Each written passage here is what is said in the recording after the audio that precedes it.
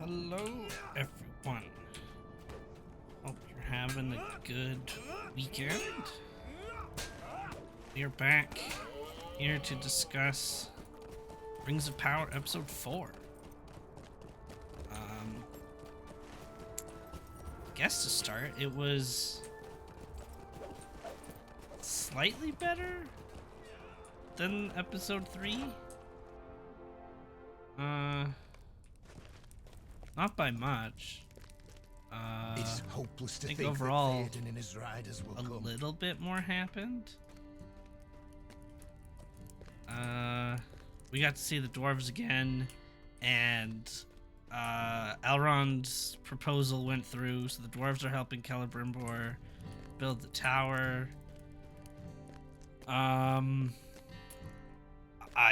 guess now Galadriel is leaving Numenor and going back to Middle-earth. So that's, I guess, more progression. I don't know if that really counts or not. And I guess we got more about the fancy hilt I see it that on your Theo, face. the kid, found back in episode 1, because we obviously haven't seen them since episode 1 or episode 2, I guess.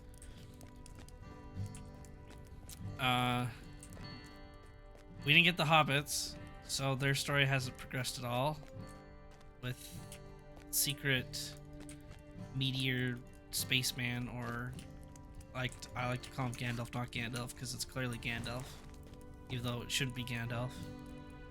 But yeah, that's all that really happened in terms of like actual progression.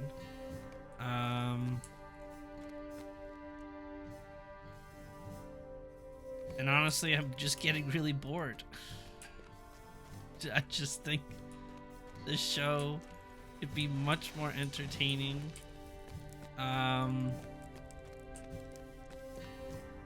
And they could give us some more action, or at least show us things. They're doing really well at I am telling sorry us to things. see you so upset, my Like, they told us that the proposal for building Celebrimbor's fancy forge tower thing, they told us it went through, but they didn't show they didn't show the dwarves accepting it. They didn't show Elrond even giving the proposal, because last we saw he was having dinner with Durin, and that was it. So I don't know.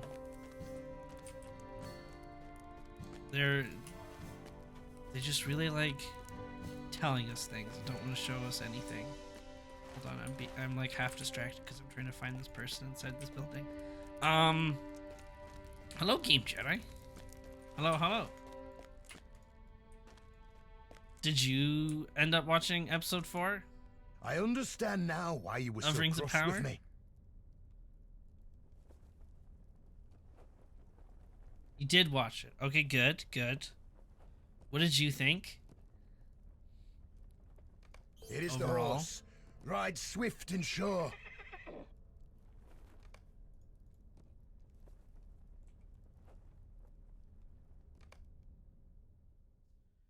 So we were just kind of getting into the meat of it here.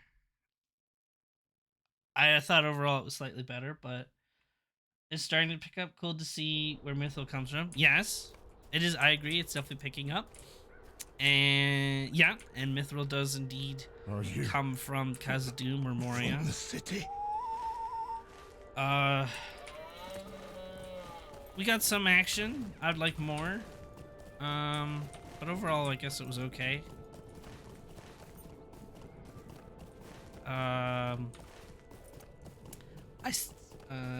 There's some things that confused me, but I can't remember what they were. Oh no. Well, maybe I can refresh your memory as I kind of talk about it scene by scene here.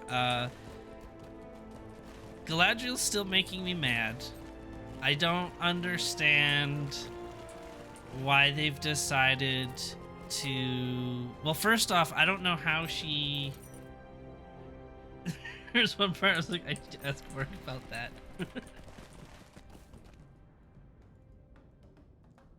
Yes, when I talk to someone, I mean that's allowed. You can call me Morg. That's fine.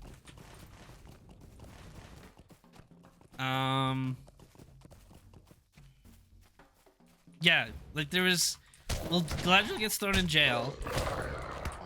After once again, essentially insulting the queen and tell her that she needs to be better and help her fight evil, and the queen's like, no, I don't trust you. So then they throw her in jail, and then Halbrand, who's also in jail, does more trickery and deception and whatnot, and basically convinces Galadriel, or well, I guess gives her the chance to like not be an idiot anymore. Like he's like, maybe you should calm down and actually respect people and not just jump to insulting them and threatening them. That might be a good start. And I thought that scene was just really funny.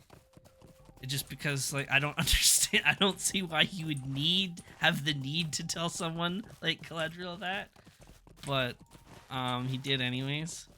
What the heck is happening here? The dwarves are great. I absolutely love the dwarves. Oh, you remember one? The old guy when he grabbed the boy's arm and started ranting about something. Okay, so the old guy.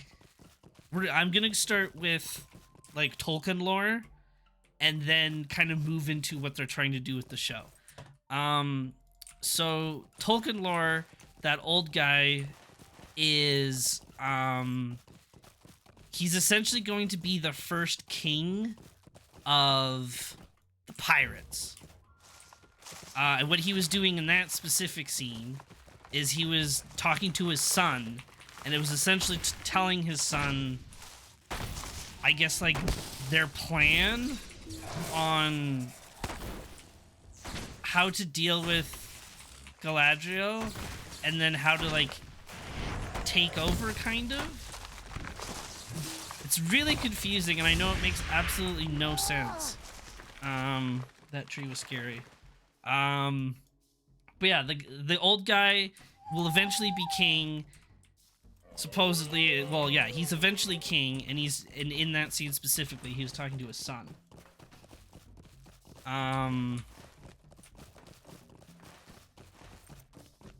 And they were talking about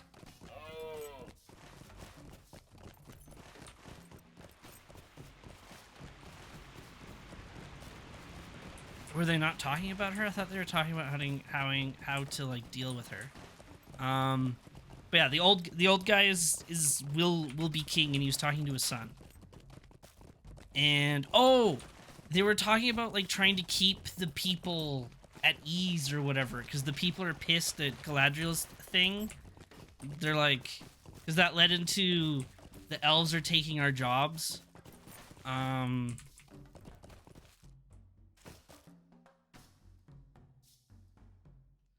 people in the tower that fled the city.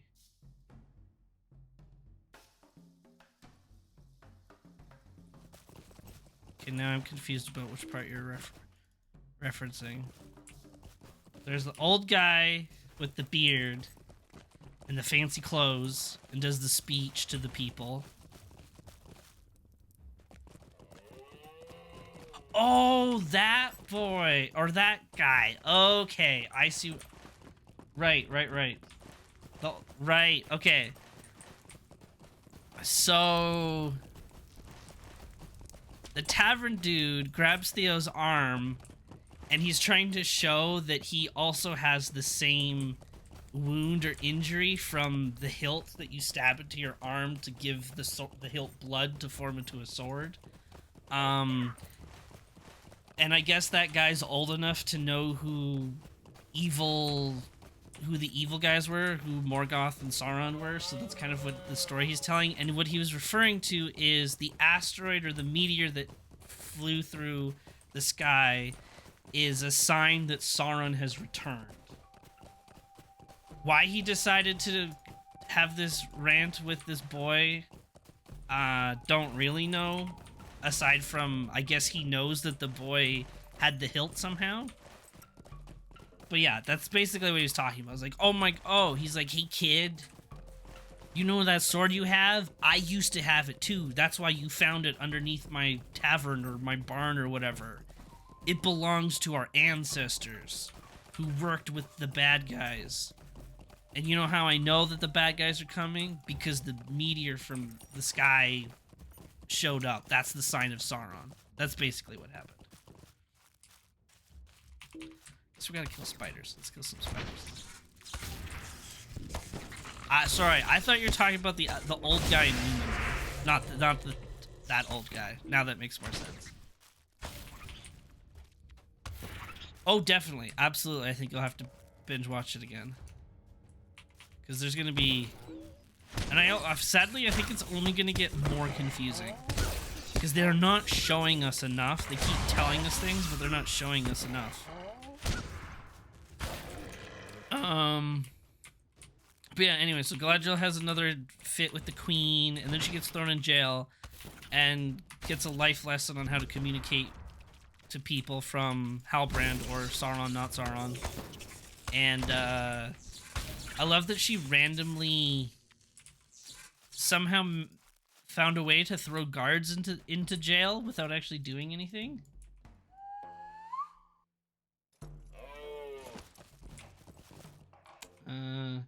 I'm getting confused on how something's fit together. Fair, but I'm still entertained because I love the world setting. Also fair. It's a popular world, and it's a strong world, so it's easy to enjoy the world for sure.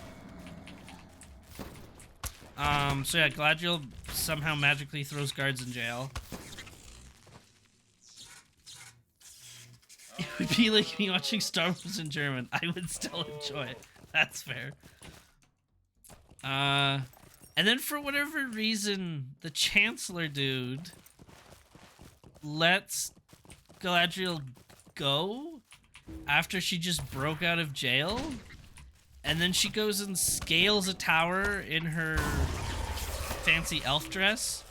Like it's Assassin's Creed. And she just breaks into the bedroom of the father of the queen. I was a little confused about the logic there, but that's okay, I guess. Why were those 3 guys released so quickly from Bassoon's army?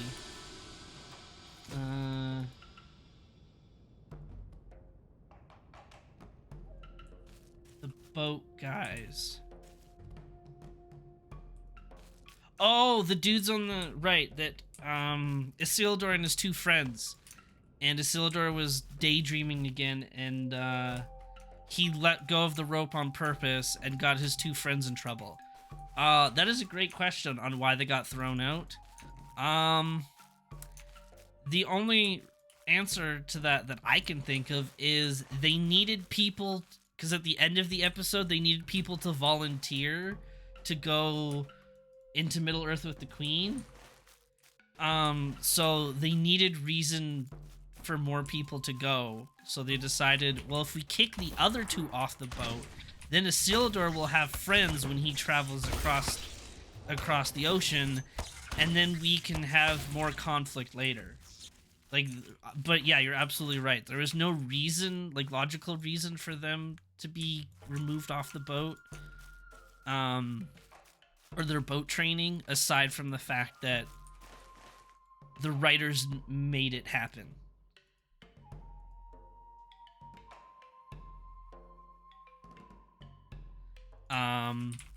But yeah, they need people to survive the giant tidal wave that's coming. Yeah, like Evie said.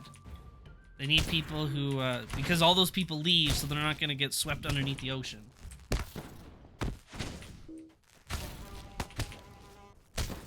Okay, so those are the 2 things you remember that confuse you. Yeah, that's fair. So I was actually doing some research, and with the title thing,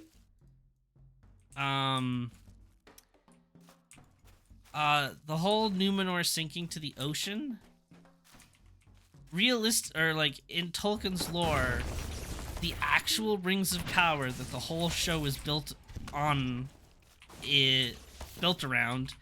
happens 2,000 years before Numenor sinks and gets flooded and essentially becomes Atlantis. And Galadriel is also has nothing to do with it. Like, her being there isn't what caused it to flood. The gods get pissed because the people of Numenor are basically being assholes.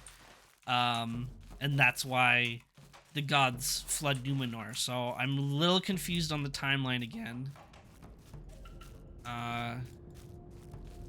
So that's, I don't know. I guess we'll see what happens there. So yeah, Galadriel climbs the tower. She then has her moment with the queen, and they kind of start to agree on things finally.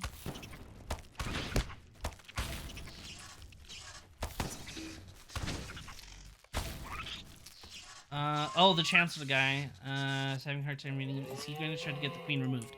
Okay, well, that's good that you're actually picking up on that, because he doesn't actually get the queen removed, technically. He forces the queen to marry him, and then he gains power. And how he goes about doing that is being influenced by Sauron. Sauron is, in the books, Sauron is supposed to influence the Chancellor guy to essentially take control of Numenor. So he convinces the Chancellor guy to marry the queen. The queen, by force, goes along with it, essentially. And then from there, there's a cult made for Sauron. They start doing human sacrifices. And then Sauron convinces the Chancellor guy to go invade Valinor, where all the elves are from. And go essentially take immortality for themselves. If you sail into Valinor, you too can be like the elves and live forever. So, and then that's when the flooding of Numenor happens. So that's interesting that you're picking that, because for me, obviously, I kind of know where that story's going. So it's nice to know that you feel like you can't trust him. So that's actually good to know. Yeah, because you're absolutely right. He slithers around to try to be in good favor with everyone he talks to, but really he's a snake and he can't be trusted. So that's cool that you're picking up on that. Amazon's doing something right there, which I'll acknowledge and applaud them for that. Yeah, I did good. Yeah, exactly.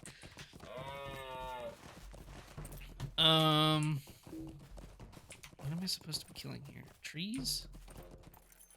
Ooh, no, these.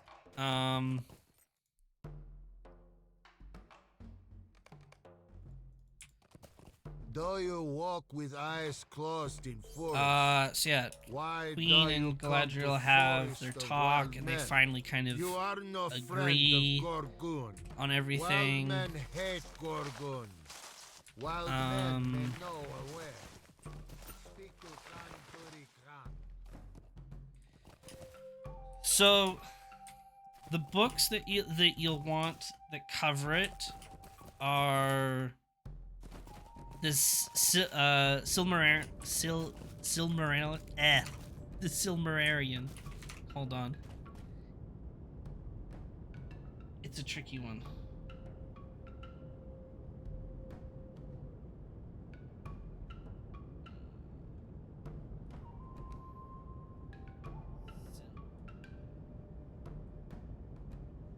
Silmarillion.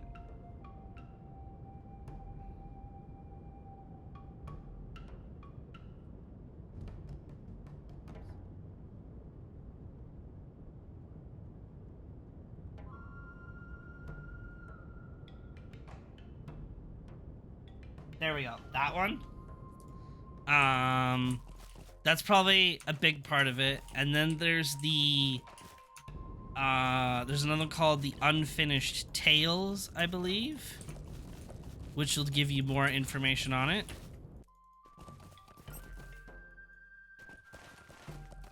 The Silmarillion, though, is it'll probably be the most boring and challenging to read because it's almost like it's like reading a documentary, or like reading, some people compare it to like reading the Bible, because you're reading the origins of Middle Earth, and it's written in such a way where it's kind of like a documentary or a Bible story. So it's a little bit of a difficult, kind of like family history in novel form. Yeah, pretty much. But yeah, then there's the Unfinished Tales, which is just a kind of a bunch of random stories kind of put together that aren't related to each other, that are just in a book. Hence why they're called the Unfinished Tales. They were stories that Tolkien never fully finished, and he just made notes. So his son Christopher compiled the notes together and kind of just stuck them in a book.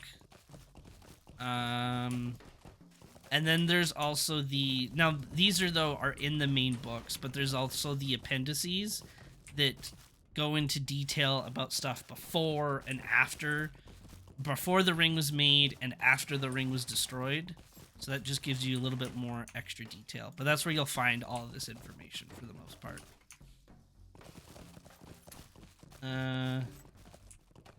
Fall of Numenor and other Tales of the Second Age. Yeah, there's that one too. There's the Children of Hurin as well.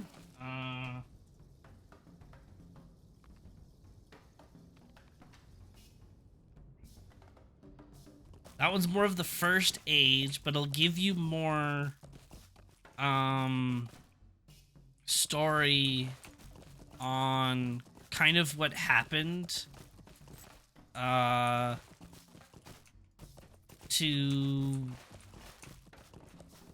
the elves before the show takes place, kind of. Audiobooks would be a good idea, actually. That'd probably be the best way to do it.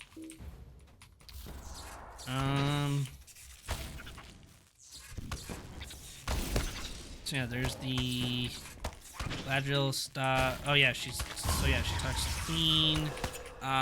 Meanwhile, Elrond is still trying to learns that the dwarves are keeping a secret from him. Which I really hope they change this, because once again, in the books, Celebrimbor, the older guy who wants the forge made, he's the one that's best friends with the dwarves, not Elrond. So I'm really hoping they kind of change this in the next couple episodes, or even in oh my god, that spider just destroyed me. Or in a future story, or season, sorry, where he becomes closer with the dwarves and actually starts building that friendship, because that's what Celebrimbor did, is he befriended the dwarves and then built the super fancy speak friend and enter with them. So hopefully that happens. But yeah, Elrond goes in to Khazad-dûm again, or Moria, to figure out what the dwarves are keeping from him. We learned that it's actually Mithril that they're keeping secret. Elrond's forced to promise he'll never tell anyone, which obviously he's going to tell someone about it. And I think they're going to use that to create the first rift or divide or hate between the elves and dwarves. Like, curse you, Elrond, for revealing our secret. We will hate your kind forever, kind of thing. Yeah, exactly. Well, yeah, so Frodo gets that armor from his uncle Bilbo, because Bilbo gets it in The Hobbit from Thorin. Bilbo gets it as a gift from Thorin, actually, and then Bilbo gives it to Frodo in the movie. And the book, but yeah. Bilbo gives it to Frodo later. Yeah, eventually Mithril becomes more wide known, and I guess they're gonna twist it as it was it's Elrond's fault that the world knows about Mithril. I think that's what they're gonna go with, and then the dwarves are gonna hate him, I guess. Which will be interesting to see. Yeah, the dwarves are doing some digging, some mining, and they're going a little bit too deep. And King Durin keeps telling the son Durin, hey, stop it. It's getting too dangerous. But we all know they don't stop digging, because we all know it leads to the Balrog. Exactly. So that'll be exciting to see. I'm convinced that we'll see the Balrog. I hope we'll see the Balrog in the next couple episodes here. But I'm pretty sure that's coming quick. That we're gonna get Balrog destroying Moria and killing a whole bunch of dwarves. And then the dwarves blaming Elrond for it. Like, you cursed us by breaking your promise or whatever. Something like that. Oh, I need to kill another spider. I thought I was done killing spiders. That's kind of all that happens with that story. Dwarf scenes, though, I agree, are still probably the best part. I love Disa, the dwarf wife. She's great. Probably my favorite character, honestly. She just that whole... I could follow along with what you're talking about. I try to keep it simple so that people can follow along that don't know it as well as everyone else does. I try to keep it simple and easy to follow. Yeah, her energy's great. It's kind of funny. I almost feel like there's such a contrast between how well the dwarf scenes are played out and written in comparison to all the Galadriel scenes. If you really like the Galadriel scenes, I guess all power to you, but I really despise everything that Galadriel's in right now. And I just think there's such a strong contrast between her scenes and the dwarf scenes that it almost feels like someone else or a whole different team does the dwarf scenes compared to everything else in the show. That's just what it feels like, because those dwarf scenes are just so good, and everything else looks terrible when you compare the two of them.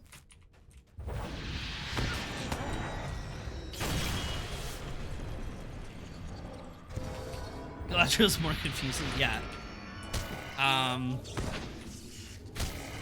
But that's all that really happens with the dwarves this time. We're building up to the Balrog. That's what we're getting at. Elrond's got to keep promises about Mithril. He's not going to. The dwarves are getting too greedy and digging too deep, and they're gonna find the Balrog. So that's all good. There's no hobbits this episode. So then, yeah, it was just Theo and the people in the Southlands who arrive in a castle. Oh, I guess we got Adar. So we got to see Adar after the cliffhanger from episode 3. So we know that Adar's not Sauron. There was that moment of like, oh, is Adar Sauron? He's not Sauron. He's just an elf that's like mutated and corrupted, and he's like Papa Orc basically. I mean, which is what his name means. Adar translates to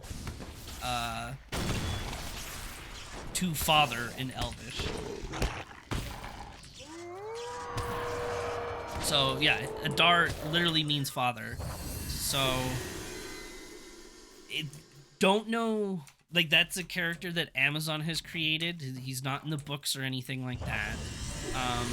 But I think he's a cool character. And he's just someone he wants to become God. Right? He told that to Arondir. He's like, I want to become God. And the way to become God is with this special hilt that Theo found, the kid.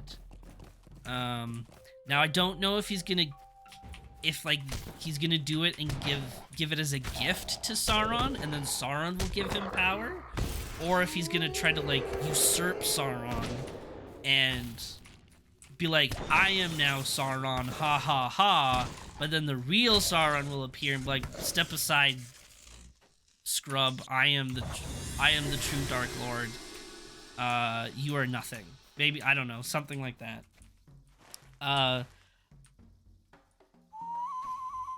So basically there's backstep coming in that story. I think so. I think there's potential for it.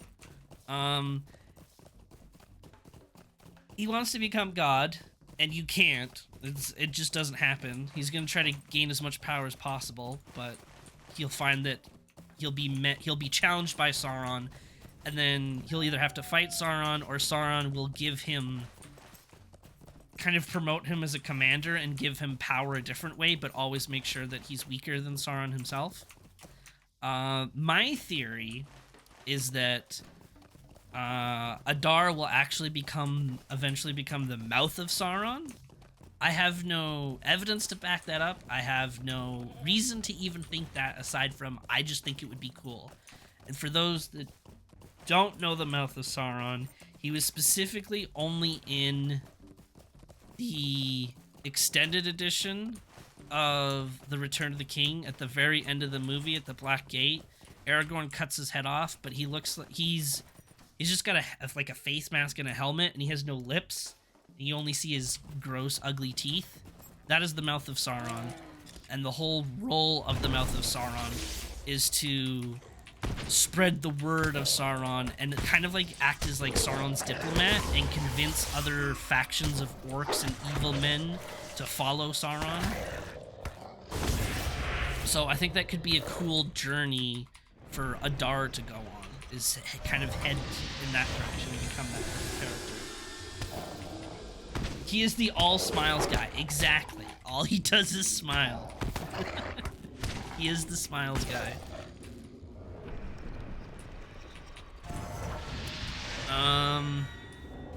Yeah, he gives a message to Arondir to go back to the people and be like, give me your land, follow me and my orcs, or else die. Of course, they're not going to agree to anything, but that's the demand that Adar gives Arondir. Theo and his best friend go back to the village, and they find that it's been ransacked. They're trying to find food because their people in the castle are starving and won't have food forever. So they try to find what they can. They run into orcs. Theo takes out his fancy hilt, stabs himself with it to feed the hilt blood so that the sword comes out, and he beats up an orc with it. There's a little bit of hide and seek, which is kind of fun. Honestly, I also love the orcs. I think they've nailed the orc personality, in my opinion. Orcs put in so much effort. Just as a people, they put in so much effort to do their job right, and they're always so close at getting it done right. They're so close, but they always fail, and then they get mad about it, and then they try harder next time, but they just never succeed. I just love like that journey for orcs of always constantly trying hard, always so close to succeeding, and always almost so close to finding what they want, but just never quite getting it. You know? So I love the orcs. I think they nailed them. Arondir finds Theo being chased by a bunch of orcs. They have a bit of a chase scene in the woods. Arondir's tries to be cool like Legolas, and catches an arrow in midair and shoots it back. Cool, badass moment. I still stand by thinking that Legolas could have killed every orc in that forest, but that's just me. Legolas is pretty skilled. So if Arondir wants to match up to Legolas, we gotta try a little bit harder here. I gotta go all the way down there. Okay.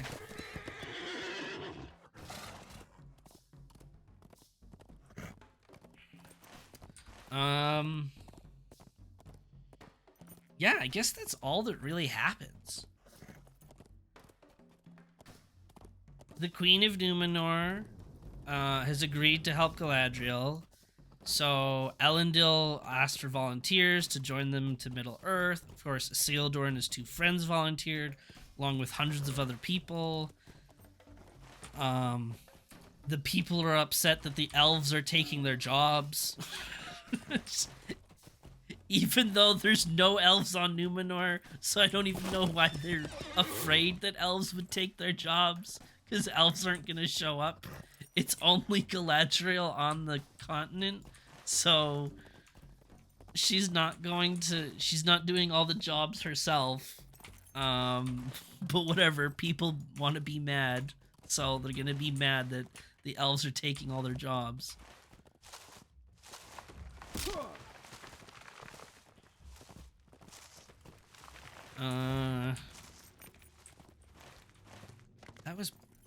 I think that was pretty much it, actually.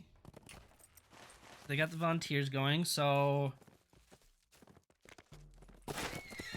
that place is like the salty people in DVD. Find anything and everything to complain about.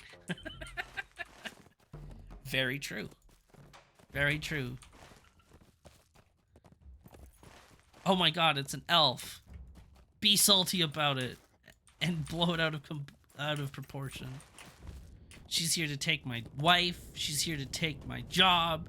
She's here to take my children. She's gonna take all my food. She's gonna ruin everything. Even though she's not. But she would never, I mean, and that's, one elf shows up and all of a sudden everyone is out of a job and they have no more food. Exactly. Like, that's what they think is happening. And the irony of it all, too, is that in the books, Galadriel never even goes to Numenor. She never sets foot on the island of Numenor. So the fact that there's people complaining that an elf is here that never actually ever went there is just really funny to me.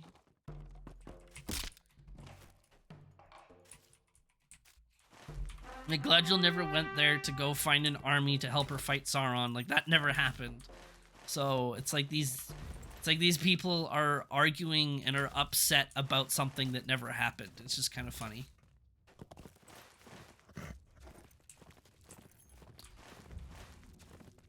I still think, and as much as I don't want it to be true, I still think Halbrand is Sauron. Every time we see him, he's acting suspicious.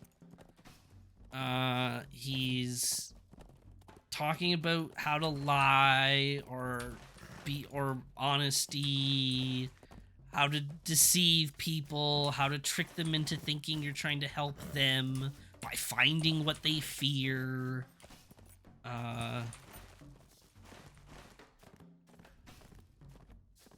He's just, I don't know. There's so much about him that just gives me Sauron vibes. Especially when you relate it to the book and that Sauron was on Numenor for a while and he kind of snuck in and infiltrated and learned about them and then all of a sudden created a cult. So I don't know. We'll see where Halbrand goes. I like the theory that he's the Witch King. I like that. I prefer that. People are still saying that he's gonna have a love interest with, or a relationship with Galadriel. I hate that. Galadriel's supposed to be married and has a kid, and here we are with like Galadriel and some random human. And we're just, okay, I guess we'll forget that Galadriel's supposed to be married and have a kid. That's fine. You know, her kid becomes Aragorn's, her kid is Arwen's mother? Which is like, which would be Aragorn's like mother-in-law, I think? It's either mother or grandmother. But I'm pretty sure it's mother. Footsteps in the forest. We're gonna skip those ones. We're just gonna go right to them. I listen to the drummings. They this speak might be of good to do. danger.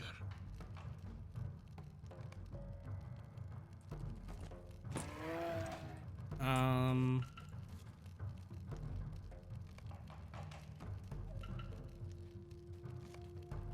What else do I think? Oh, as of right now, I still think the man from space, the meteor man, the naked man, the hobo man.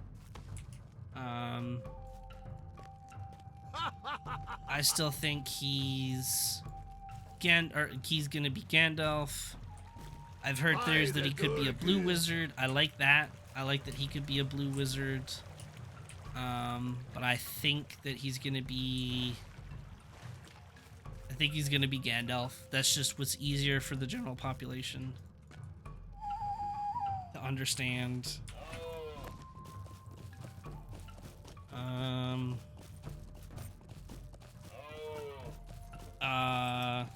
Oh, and I think too with the in the preview that we got, we see the hobbits by a tree running from a warg or a wolf. And if I remember from the trailers, I believe this wizard guy, aka Gandalf, protects them from this wolf. And that to me only reinforces more that it's Gandalf, because it's a good reference to the Fellowship of the Ring, where the Fellowship is on their way to Moria and they're on a big hill full of trees. The trees are full of trees, and then they're being chased by wargs, and Gandalf essentially protects everyone by burning the entire mountain or hill, essentially burning all the trees. So I don't know, I think it's kind of interesting that that's what's happening there, or could potentially happen in the next episode. Once again, Gandalf protecting hobbits from wargs.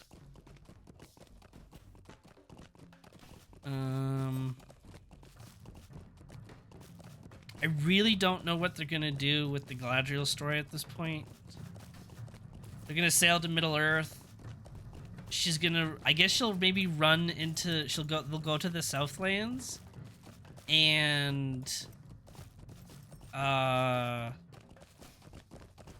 maybe she'll see like Adar's army attacking people, and then she'll have, you know, her little mini army of Numenor, and they're like, oh my god, evil is back, you're right, something, and then they'll go back up to King Gil-galad and tell him that he was an idiot for thinking that evil was dead, when it wasn't, obviously.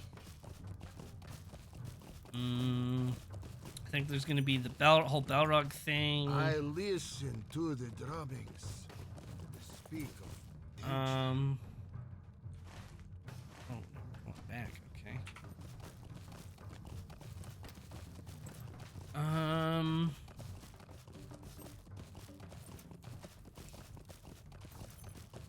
Yeah, I think that was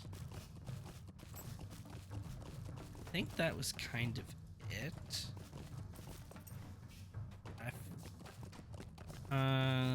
Oh, we got the Palantirs in this last episode, or well, we got one because we used it to see the essentially the destruction of Numenor. Now the Queen said that there's seven total, or 7 more, or something like that, which she was right about with that number. But she said they were all missing. Now I don't know.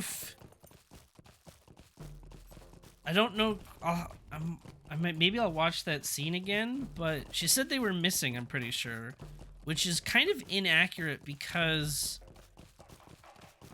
well, they all go to Middle Earth. Elendil is supposed to take all of them with them to their journey, and then one ends up in Osgiliath, one goes to Minas Tirith, one goes to Minas Ithil, which later turns into Minas Morgul.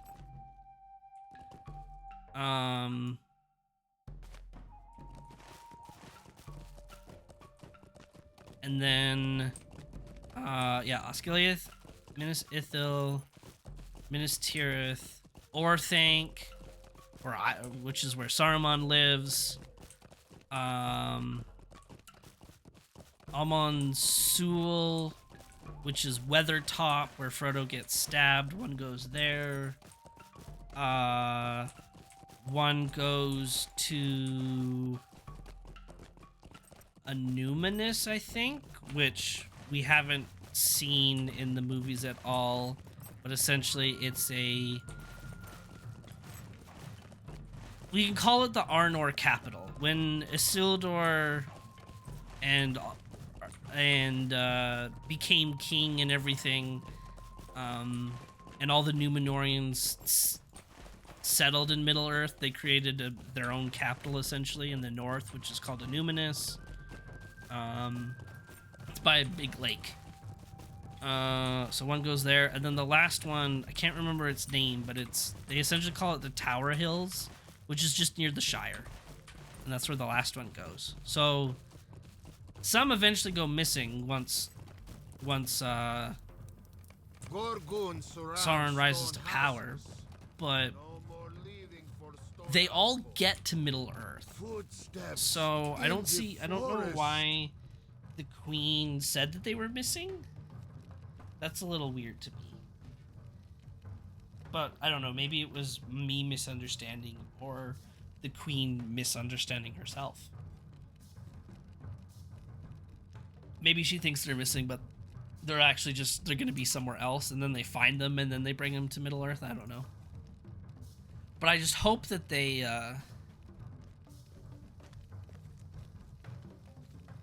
talk about it or bring it up. Gotta wait for this guy to finish carving.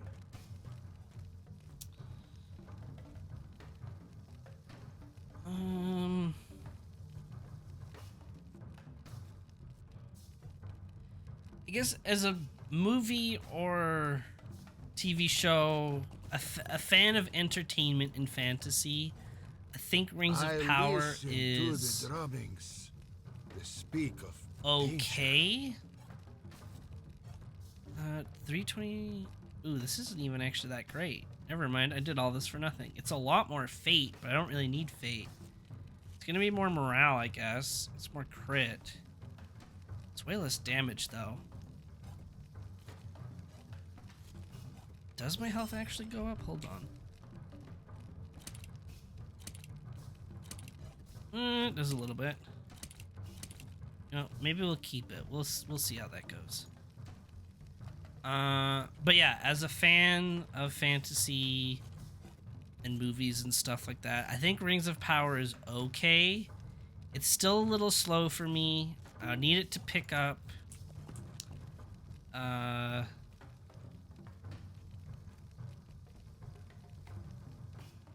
really hope it picks up soon. As a fan of Lord of the Rings, though, I am much more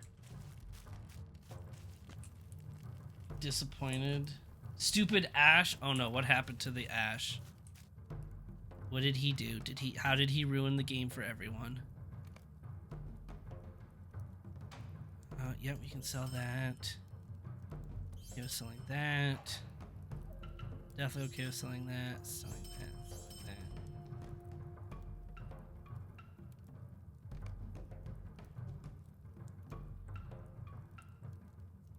Same thing. Okay, we can sell that too. Clown was chasing him and he ran him right to a 3-person healing party and I got hooked and died. Oh no! Man, gotta hate when that happens.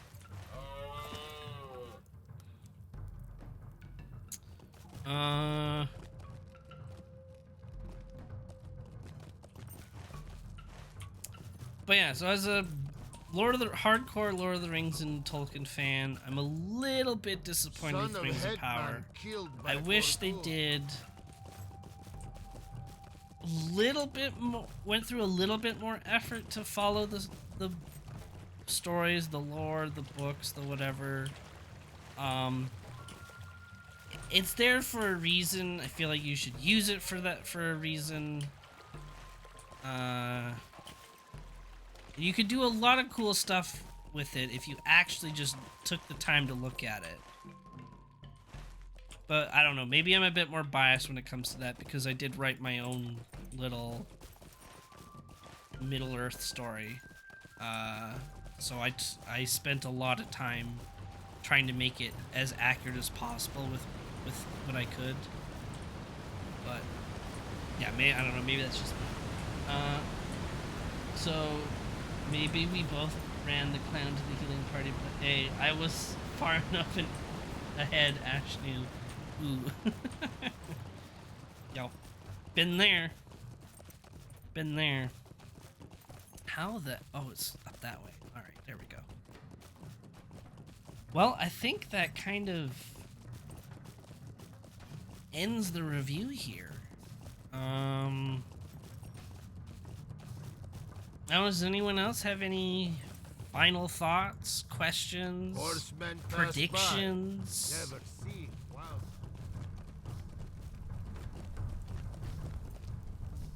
Concerns, excitements?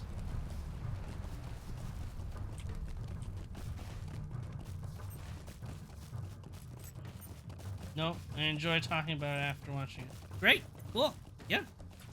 That's the goal here. Well, I also upload these to YouTube.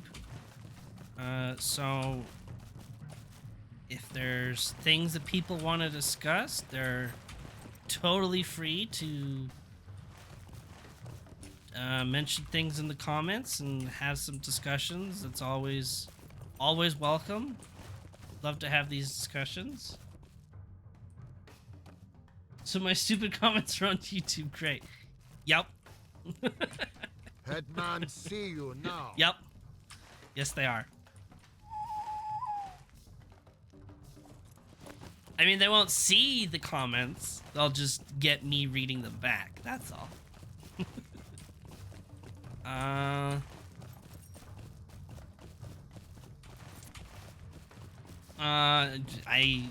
You're right. You didn't sign an NDA. Sorry. It's out there on the internet anyways.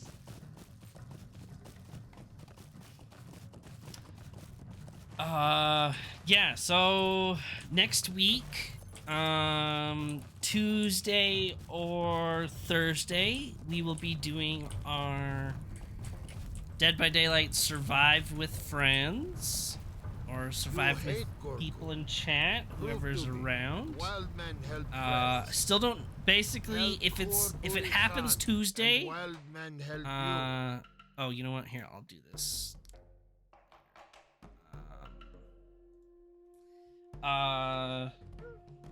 So yeah, if it happens Tuesday, there'll be a stream Tuesday.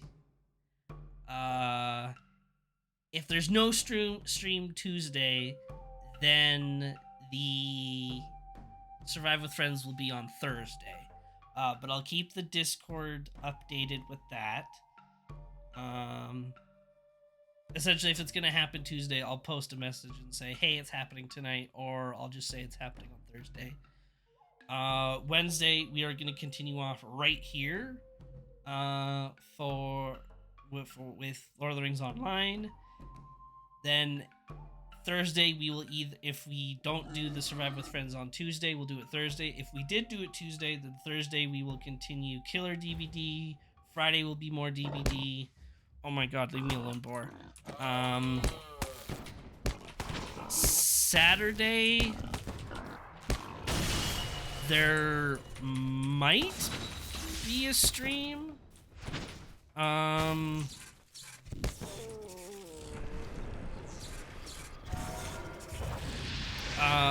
I could potentially be busy Saturday evening, so there might not be a stream. If I don't do the Rings of Power review on Saturday, I'll do it on Sunday. But it doesn't take too long. It's fun. It's easy to do. So I'll if anything, it might just be a little bit later, but I'll play it by ear. It'll either happen Saturday or it'll just happen Sunday. That's no big deal. So I could do that. But yeah, I think that's it. So thank you to those that stopped by and said hello and joined in on our Rings of Power chat and review.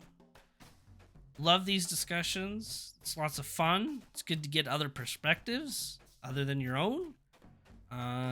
It's the only way to discuss film, in my opinion, is you gotta get everyone's point of view. You can't just stick by your own. Yeah, if you want to talk about more, leave comments below, and I will see you all next time. Bye-bye.